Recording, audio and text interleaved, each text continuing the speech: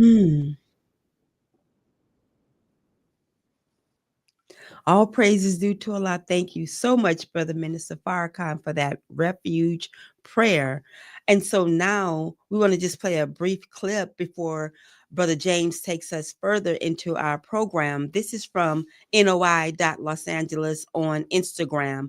And we're going to see how when tragedy strikes, it's the power of the community that shines the brightest. And again, as these devastating wildfires swept through, and some are still burning, through our region, the communities of Altadena and Pasadena are stepping up, and Compton as well. Shout out to Sister Tane Muhammad and Councilperson Spicer also for what they're doing. We're going to showcase them later. Compton came through as well for the recovery efforts. And so this is in a big way to help people who have lost everything. So let's take a quick look at this clip, and then Brother James is going to come back and talk us about what they have been doing on the ground. And of course, student Regional Minister Abdul Malik Saeed Muhammad leading the charge for the Nation of Islam here with the recovery efforts. Brother James is also going to talk about that, and we'll show images from an article. Here we go.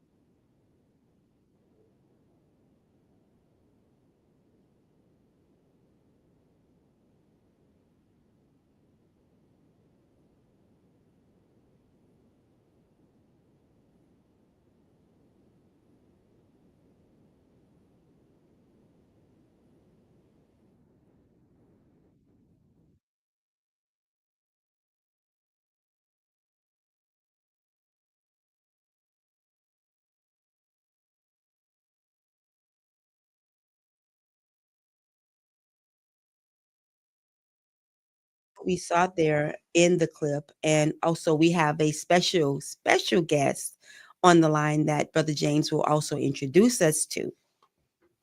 Absolutely. Thank you, Sister Charlene, Liberated Sisters, for having us on.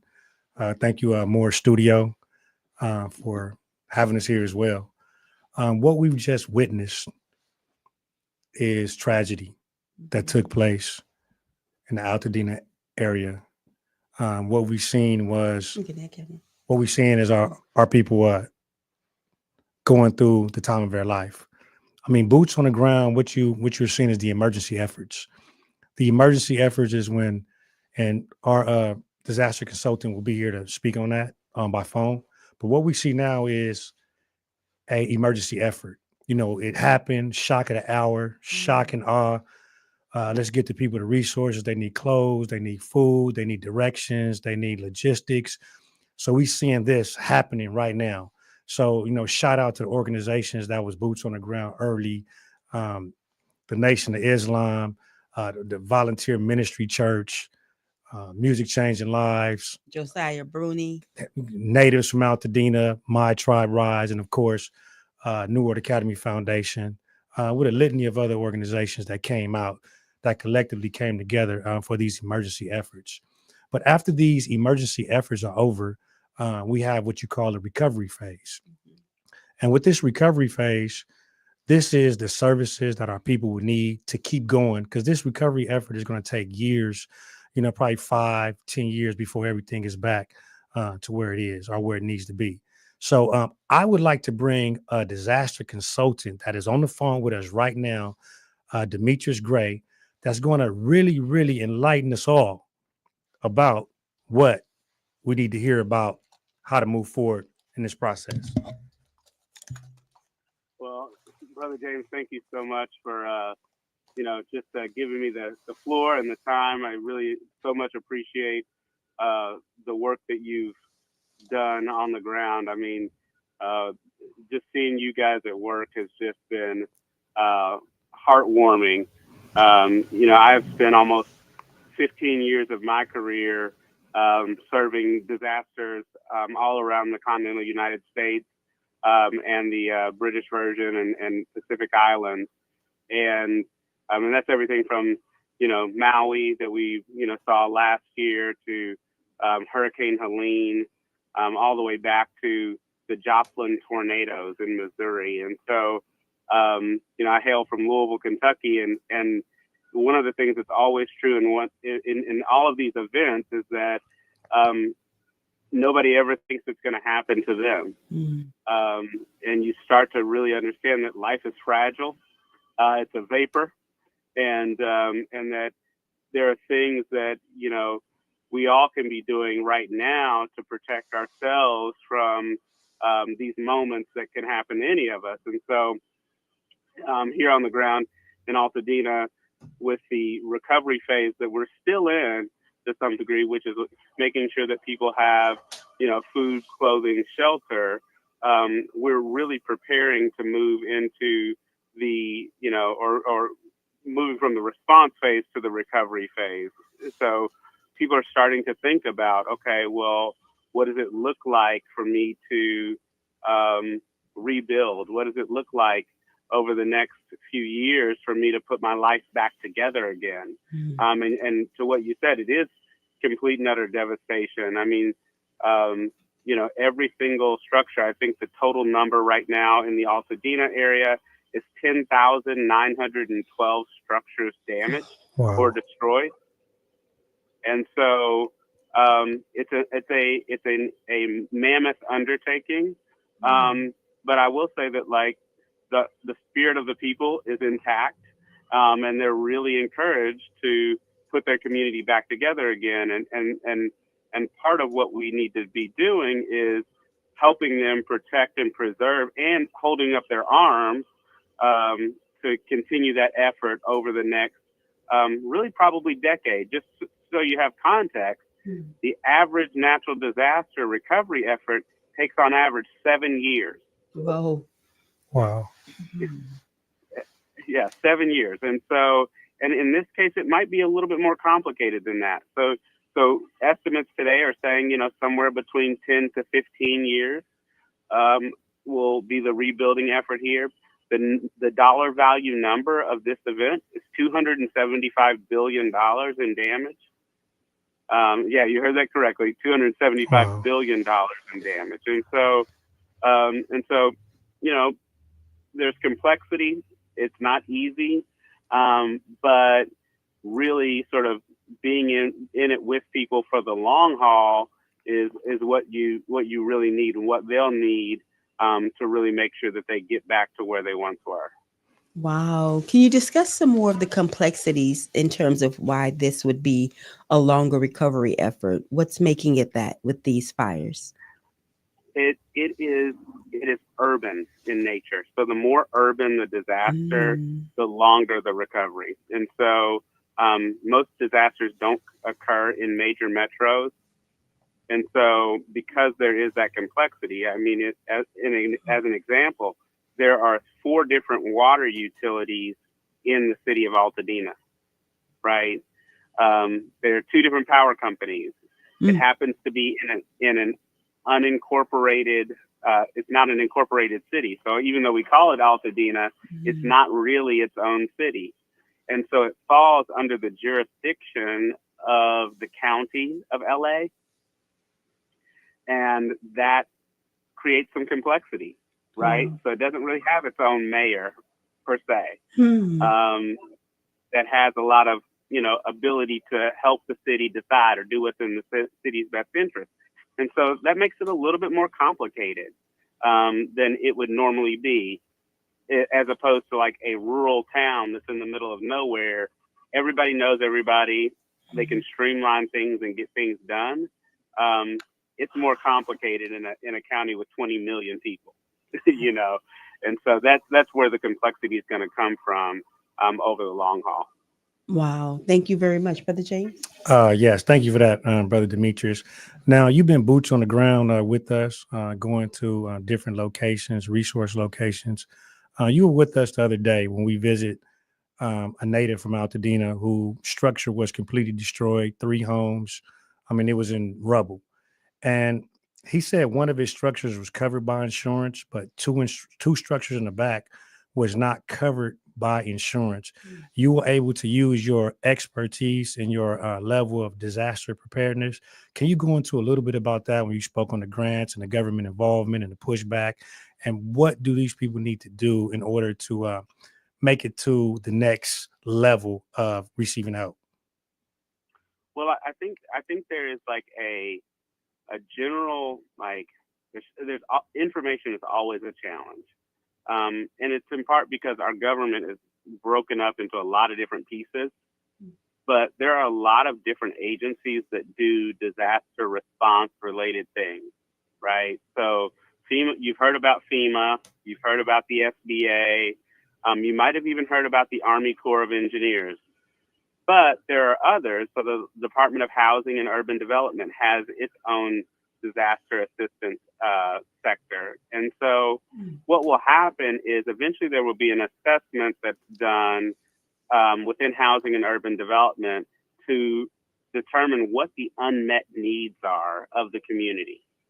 And once that's like, oh, there's not enough insurance, there's not enough government fund or grant funding on the local level, there's not enough philanthropic dollars, then HUD will come in and they will issue another grant in the form of a CDBG-DR, which is basically Community Development Block Grant Disaster Recovery Dollars.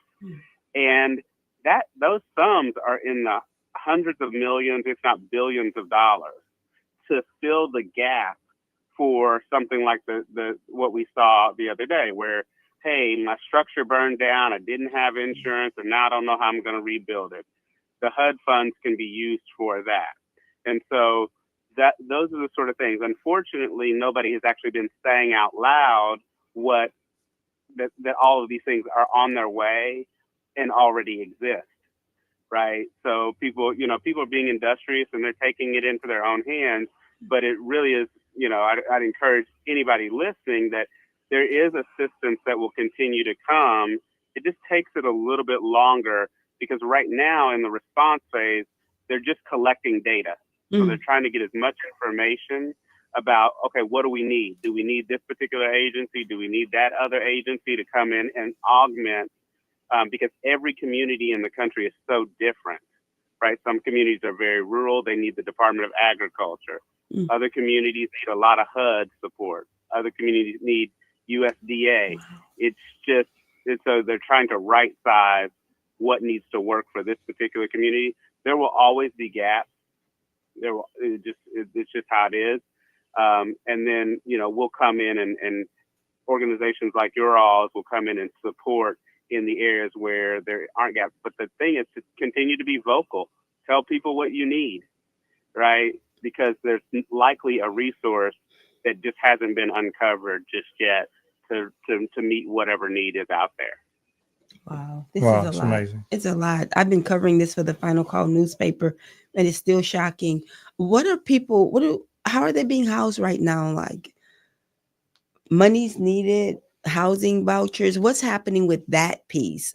Because hotel stays, if people were able to do that, they're not sustainable. So can you give us a picture of recovery and what you do or are able to do in terms of housing, like people just laying their head somewhere safe at night? Yeah. I mean, I think that's the primary thing that everybody's focused on right now is like food, clothing, shelter, right? And so the primary way that people are being housed right now, if they did not have insurance coverage of any type, meaning no property insurance, no renters, they are being housed under the FEMA Temporary Sheltering Assistance Program. And so that is a voucher system. So if you filled out your disaster assistance application at disasterassistance.gov, then you'll be awarded a voucher, and then you can take that voucher to any hotel, apartment complexes some apartment complexes will take them, but they also give you a list within that disaster assistance portal for you to see who will accept those in the area. And there are hundreds of vendors who will accept those vouchers. And so that's how the temporary sheltering works. For those who haven't done that, if it's like really an immediate need, the Red Cross still has their sheltering disaster centers up and running in downtown Pasadena. And then what will eventually happen is we'll move from a temporary sheltering assistance to a long-term sheltering assistance, right? And so this is like a longer-term voucher. What you should know about that program is that it is good for 18 months. Now, The longer term? the longer-term housing is good for 18 months. Wow. Yeah. Whoa. But we do anticipate in this particular event, it would be my advice that you're gonna need longer than 18 months Oh, yeah. housing assistance in this particular instance. And so what we would need to do is we need to call on the new Secretary of HUD and FEMA and Department of Homeland Security to recertify the benefits. And so they can be extended, but we have to be vocal with our local politicians, our state and federal delegation to say, we want you to extend them further beyond that 18-month period. Wow. Yeah, 18 months is the way time is flying now. Like January is gone. You look up, where did it go? Yeah, that's right. Thank you for saying that. How many extensions can people likely receive? Well, typically there isn't an extension issued, but unless the people are saying that they want one issued, right? And so because you kind of remember what I said earlier about like the media, the sort of interest in Altadena and these fires will move on. And so by the time 18 months rolls around, what will have happened is nobody's interested any longer. And so the political will to do something about it isn't there anymore. And so what you should be doing today is saying, no, we want you to extend the 18 months now. That's right. Right. We can't forget it. We can't let this die. You know, usually that's what happens. Things really do fizzle out, but this is just too much. Brother James, what do you think? Assalamu alaikum. I mean, absolutely. We went down to these, disaster zones with Demetrius Gray. I received phone calls afterwards where people were saying, this guy's a miracle. I mean, he's has such a wealth of knowledge with disaster, and and his resume speaks for itself. I mean, he's in the big meetings. I mean, he's pushing the line. He's understanding the communication piece, and he's bringing that information back to us, boots on the ground. He's able to, speak at Moore's studio right here on Liberated Sisters, and give this knowledge, this wealth of knowledge to us. One more thing that I would like to ask Brother Demetrius.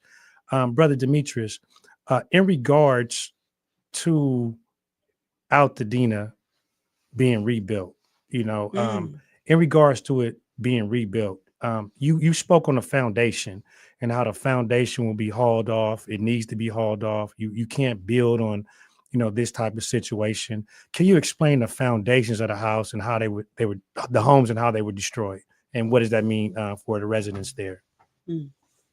Well, in some instances, in some disasters, well, first of all, if you don't know what the disaster debris removal process is, it's broken up into two phases. Phase one is done by the Environmental Protection Agency, or the EPA, and they're removing like hazardous things like your propane tanks and refrigerants and all the things that are kind of yucky that nobody should really have their hands on. And then after they're done, then the Army Corps of Engineers comes in, and they're doing the sort of debris itself. So what we call in the industry, the C&D material, construction and debris removal. And so they're going to bring in their, dozers and dump trucks. I mean, they do this through a contractor. And so if you're in the debris removal business or a hauling business, you can get that work. And so we want to support you in that. That's easy to do. But as it relates to the foundation can also be removed under that program.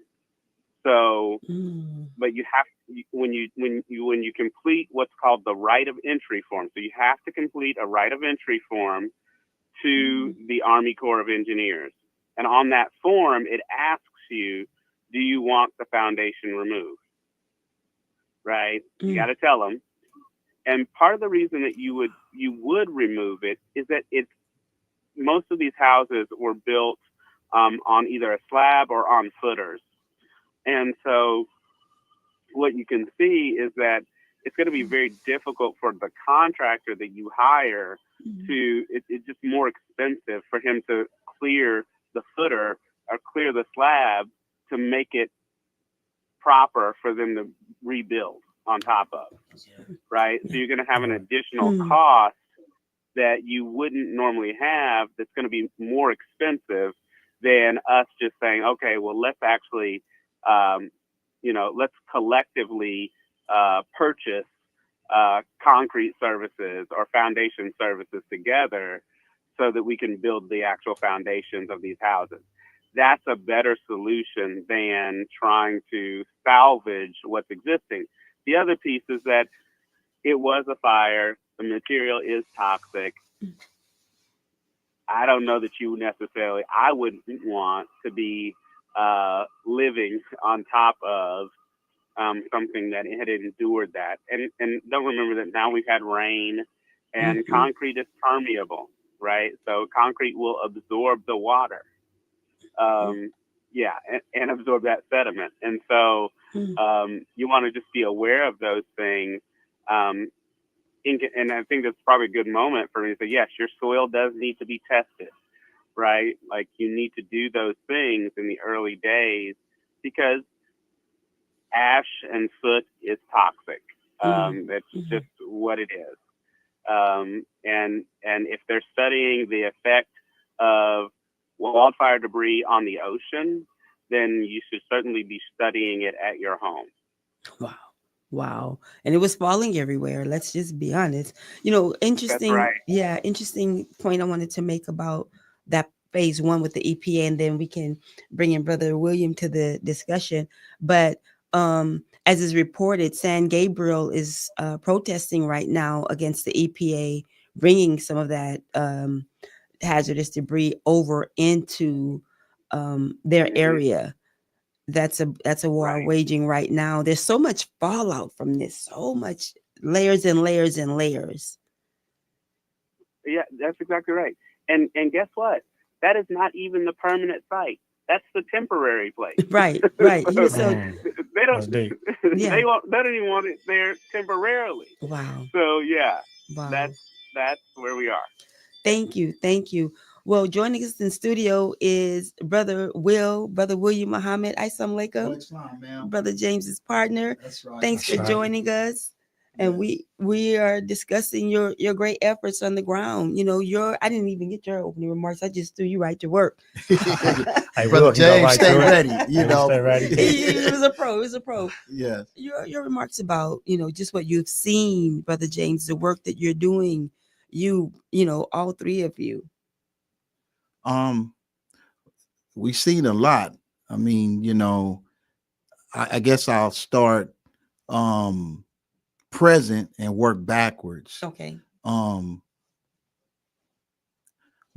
of the key things, reason why I say starting present is that I'm sorry, we've been moving so much. Tuesday was the first day that we actually were able to walk onto some of the property grounds. Yes. We toured about maybe I would say about maybe 3 properties yesterday in the Altadena area. I mean, we have the pictures too and the footage. We saw the remains of, there's a swimming pool area. I mean, the jacuzzi, what was once a jacuzzi, and its frame just completely melted. Trash cans melted. We even saw a stove that still had a pot in it. Everything was melted, but you can look through the glass little window was still there, and you could see the pot remains. Wow. Wow. Just seeing that, because when the calamity first hit and the tragedy first hit, we were boots on the ground, working with the network of organizations that Brother James, our student regional minister, myself, we network with My Tribe Rise, Right. Music Changing Lives, the Kibola Center, several other pastors and clergy and Yes. community-based organizations in the Pasadena and Altadena area. And it's a blessing that we had established a relationship with Brother Victor and Sister Heavenly from My Tribe Rise, as well as Josiah, young brother who runs Music Changing Lives, who's the executive director for Music Changing Lives. We have been building a relationship with them for about 5 years. And we have some images from, I'm sorry. Oh, go ahead. I'm some sorry. of the No images worries. from that article we'll show. But go ahead, brother William. Yes, ma'am. So, so in the beginning, like I said, when everything, the fires and the tragedy first hit, I mean, the first, of course, few days going into first week, you didn't have access. You could drive by certain areas in Pasadena and see like what you got up on the screen. Brother James and I took some video and some pictures of just where you could see from the sidewalk. But like I said, actually walking on that property and stepping over the glass and the debris and and just seeing it up close like that, it's like it was serious. It's devastating. Yes. Devastating, because it's not just one lot or two lots. It's like you're looking at the next one and the next one and the next blocks after blocks after blocks. And then another thing that you struggle to understand is you have some homes where on the block where, excuse me, they weren't touched at all. But then you have homes like two lots over that's completely burned to the ground. Wow. And the fire, I mean, I'm not a fireman, but the heat of the fire, I mean, it had to be, I mean, it's serious because it almost looks like a bomb was dropped. Yes. Yeah, it's that phrase has been used a lot. A missile, incinerated. Yes. I'd like to ask our guests, our phone guests, because to your, speaking about that in terms of Altadena, we know it's been reported that, and the residents told us, Miss Diane Lewis, yes, her brother was standing in front of their property, but I'm sorry, son, but that we showed there. The residents alleged that they were not told, given the same amount of warning. How does that play into the recovery effort, the disaster recovery effort, if it does for them? Or is that just something that's straight legally handled? I would say that this is always a challenge with the National Weather Service. It just, the alert system is not what it should be. And there's some real challenges there, which is why there might have been an alert issued, but certain cell phone providers didn't get those alerts. There's a real challenge. It's been a topic of conversation in the National Weather Service community over the past probably 5 or 10 years. And so they're not incorrect by any stretch of the imagination that they probably didn't get a notification, but it really is a technological problem that I think our federal government has been trying to fix, for quite some time now. So I think they're aware of it, that it's just really hard to make sure, because one of the complaints that happens in those alerts is that people sometimes feel over notified, and the balance that they're always trying to strike is that, okay, well, what if we trigger an evacuation that's too large, right? And so that's some of the challenge. But what I would say is like they're aware of it. Yes, it is an issue. And you can, just a simple Google, you'll see a lot of articles on like, oh, I didn't receive the alert. Yeah, I Yes, appreciate that. that's Yeah, thank you. I remember Miss Diane Lewis had stated to student minister Abdul Malik that she didn't believe that they received the same amount of warning in terms of um, law enforcement riding by, telling everyone to get out. Also, it was reported widespreadly that some residents were made aware in was west of Lake, they're west of Lake, right? So another area was made aware an hour after the Eaton fire was really had begun to be threatening, but they found out like in the wee hours of the morning. Yes, we've heard like 2 a.m., 3 3 a.m. a.m. We just met with a beautiful Latino brother, family owned the property, been in the family for many years in Altadena. Actually had 3 lots, three properties on one lot. That was the area that I mentioned that, the swimming, that everything around the swimming pool was burnt. The jacuzzi just had remains left. The patio furniture, everything was burned completely to nothing, to the ground. And he mentioned about, maybe getting a warning by way of text or whatnot, like 3 a.m. in the morning. So Wow. just wanted to comment on what you said. It definitely was a lot of reports on a time variance. Yeah.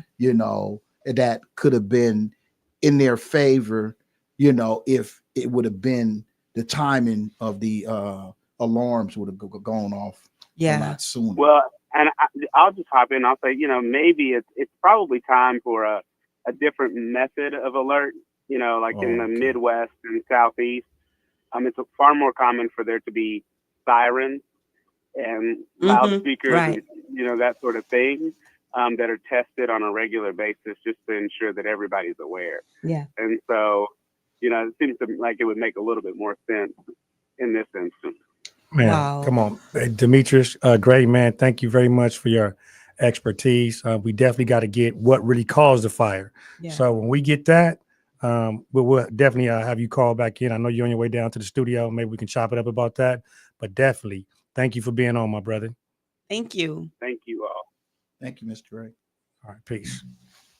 Yeah, this is just forever change Los Angeles, that's for sure. Because however people want to think about it, it's two major fires, and then there were a lot of fires in between. Yes. Right, a lot in between. What are you finding most? And I think we may have Josiah Bruni call in too. Yes, he's trying to call in right now, but he's okay. going straight to voicemail. Yeah, they're doing a phenomenal work down there. And I went down there lives. to Did you call him? Yes, to he's cover calling in right now. what they were doing. My goodness, the system is so well organized. Just tell us about it. Which one wants to take us into what's happening down? We were at Pasadena Church, but is it still there? The recovery effort that Brother Josiah is leading, or maybe he can tell us about it. But I want to know what are you seeing that people need like right now that could change their lives, of course, of their property, right? But I'm talking about that things that the layperson could do, we could do. Absolutely. In addition to money. Yes. For them. Oh, okay.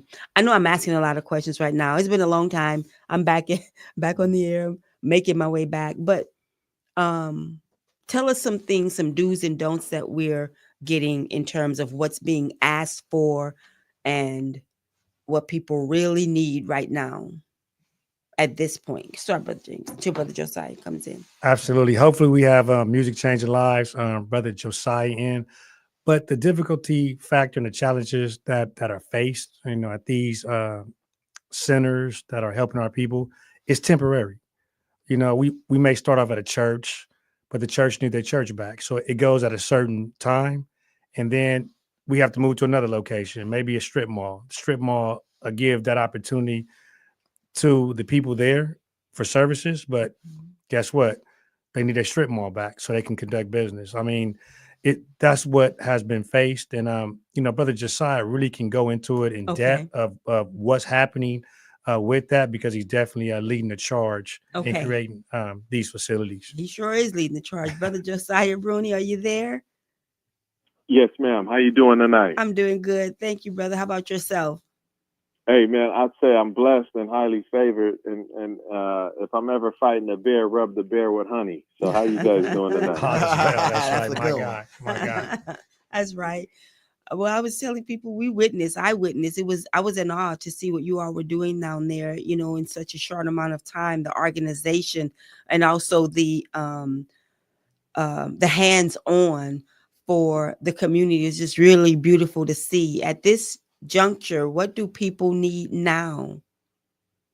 Yes, ma'am. Thank you so much for your presence and coming and amplifying the message. Alhamdulillah. So currently, Brother Will, Brother James, as they told you, we've been working at certain locations, but they need their locations back because it becomes business as usual for them too. Yeah. And so bless the hearts of the churches that have opened their doors to me. I'm now located at Metropolitan Baptist Church, and they've committed for the long haul for 15 months right now. So we Whoa. did a Blessing. 15-month deal Beautiful. to where we know that will be our hub there in Altadena. It's a big enough lot to where I have now, instead of just one container, I have 2 containers for storage. I have the same amount, like I walked you through, where I could do what we call the triage, work with the people that were directly affected, and then still serve the PPE supplies and needs for the families. So what people need most right now is transparency. We've seen the vultures are out, the cleaning people, the individuals cleaning the yards, all that. And so we're trying to let the families know you could apply for the Army Corps to come and clean up your whole property for free. That's right. You could have, volunteers like ourselves and the VMs and other organizations working together with you to help you get relief items, and relief funds. Together, we've distributed with several different organizations almost $2.5 million in relief funds. Wow. And, I need to it's clap just for right now. that. Thank Allah for you all. That's right. Yeah, and so it's just right now that we're coming up for air. We're pivoting from the everyday distribution, and now we're going to start to talk about what it takes to deal with bureaucracy now. And so the bureaucracy of dealing with your county assessor. Once your house is burned down, you're able to get that property tax reduced. Then how you deal with your insurance companies, and if you don't have the wherewithal to deal with that, we bring you the proper lawyers, and making sure you're just dealing with vetted humans that really are here to help you and not just vulture you. Wow. Thank That's you. right. Thank you, Brother James. Brother Josiah, we've been boots on the ground with you in every location. The triage situation is set up beautifully. Yes, it is. This emergency effort, will soon go away. FEMA will leave. SBA will soon leave. And we'll go into the recovery stage that Mr. Demetrius Gray had mentioned to us.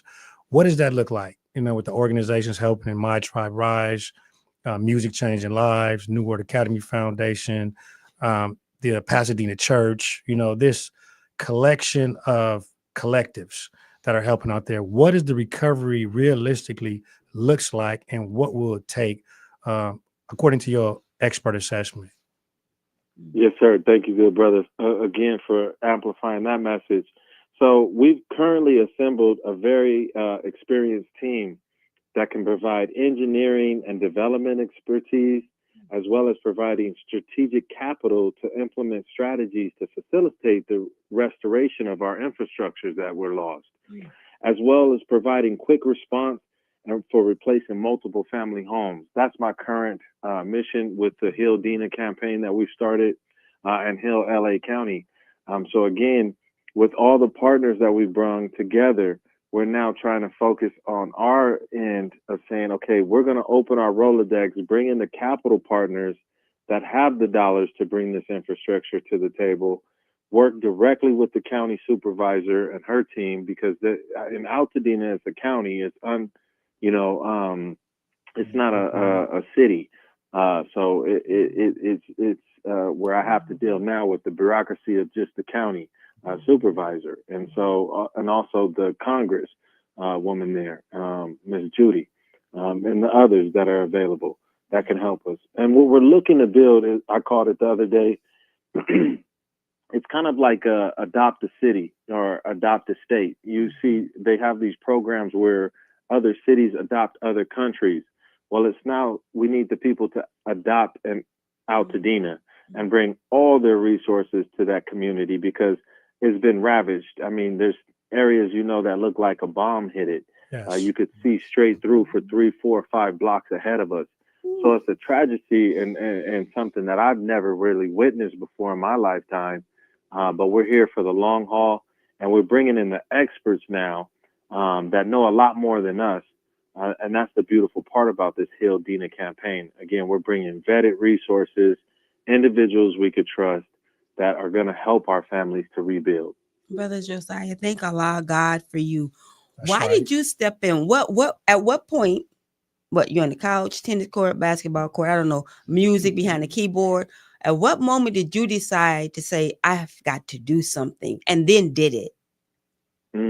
Thank you, sister, for that question. Yes, and Thank praise Allah. be to God for everything, right? Mm-hmm.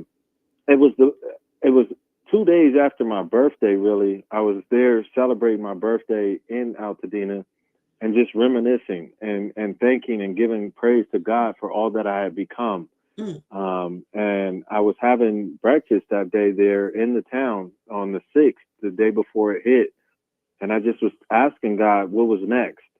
And I said, I'm ready for whatever. I was, ready for the marathon of the next mission. And I didn't know where it was going to take me this year.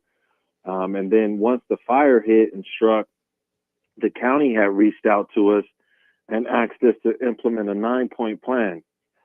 This is a strategy that the county implements with nonprofits to say, this is how we could work together on a community level. And so at midnight that night, bless the county, my guy, Freddie, he called me and I was checking on him, making sure that everything was good with them in the community centers that we work with there in Altadena. And we instantly just started brainstorming and said, how can we save our community and heal our community and make it a youth-led and community-led movement with love, compassion, and humanity behind it. And so bless the county's heart. I like to end a lot of the ignorance and things that people talk about these people. It's not easy to deal with bureaucracy, so they teach us how to deal with the front lines and then apologize later. And so I thank them for guiding me through this, because without their leadership, I wouldn't have known what to do.